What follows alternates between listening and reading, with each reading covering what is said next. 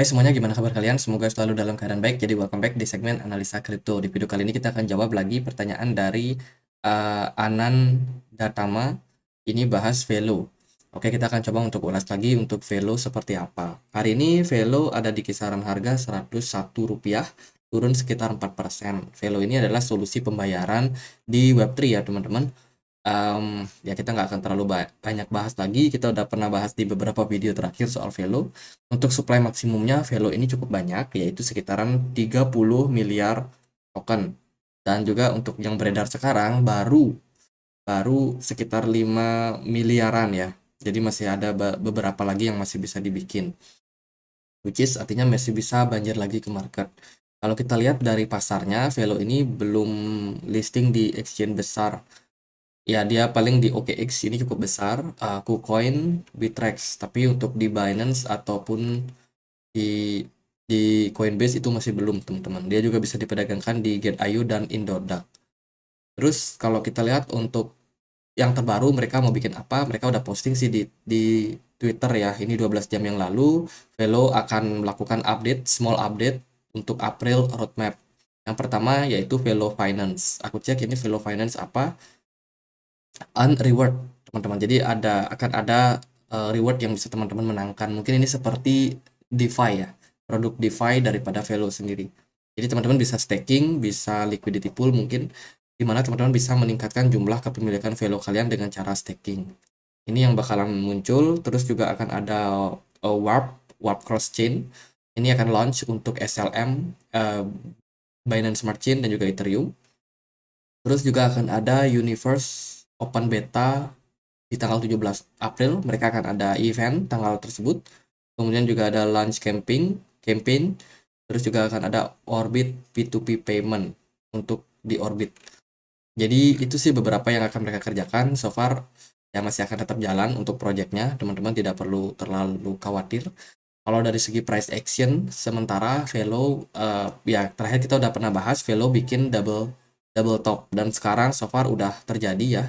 Velo udah turun mencapai titik target mereka dan bertahan di kisaran 0,006. Lalu kemana pergerakan Velo ke depannya? Kita akan pakai yang rupiah aja karena saya rasa teman-teman pasti lebih gampang kalau pakai rupiah. Nah, ini adalah chart di rupiah. Maka kalau kita melihat dari chart tersebut, teman-teman bisa consider level 91 sampai 88 rupiah ini sebagai level support untuk Velo. Sementara pergerakannya belum gimana-gimana. Volumenya cenderung turun, disertai juga dengan smart money yang masih turun. Dan ya ini kemungkinan masih akan sangat bergejolak ke depannya. Untuk arahnya tentunya masih belum bisa kita prediksikan dengan benar-benar pasti. Kenapa? Karena ketidakpastian juga dari Bitcoin sendiri. Buat informasi aja, Bitcoin sementara juga masih tetap struggle, teman-teman. Bitcoin belum kemana-mana sejak beberapa minggu terakhir.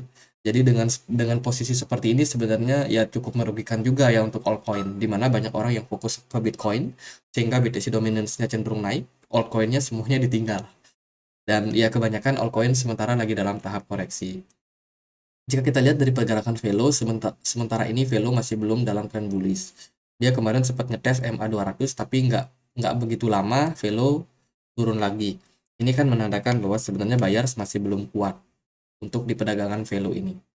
Jadi sementara level yang harus dia tembus adalah level Rp186.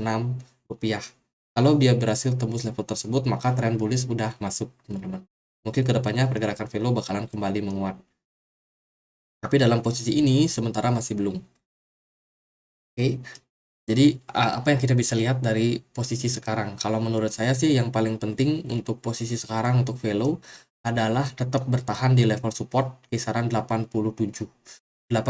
rupiah ini. Jika dia breakdown lagi dari level tersebut, maka kita mungkin akan melihat penurunan yang lebih dalam lagi terhadap Velo. Maka target penurunannya bisa balik lagi ke level support Rp28. Ini cukup dalam dan tentunya tidak diinginkan oleh teman-teman, ya kan? Tapi kalau dia berhasil breakout, trennya bagus, Bitcoin katakanlah bagus, maka arah Velo masih bisa menguat lagi ke 337. Nah, sekarang tergantung gimana market yang memberikan respon terhadap pergerakan dari posisi sekarang ini.